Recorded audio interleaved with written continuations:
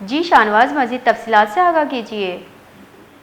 जी, आज शाह लतीफ़ थाने की हदूद में शाह टाउन सेक्टर 21C में कचरा कुंडी से बैग में बंद एक नौजवान की लाश मिली, जिसकी पुलिस को इत्तला मिलते ही पुलिस पहुंच गई।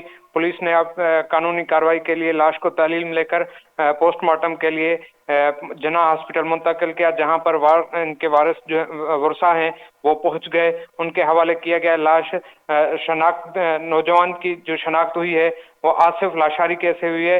आसिफ लाशारी बस कंडक्टर था, वो बस सर्विस में काम कर रहा था।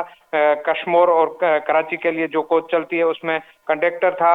इसकी लाश जो है बुरसा लेकर कनकोट कश्मीर लेके अपने अगबाव गांव में लेके गए हैं। अभी वहां लाश पहुंचने से इनके गांव में कोहराम मच गया है। अभी तक ये मालूम नहीं हो सका है कि किस नौयत पे इसको कत्ल किया गया है। जी बहुत बहुत शुक्रिया।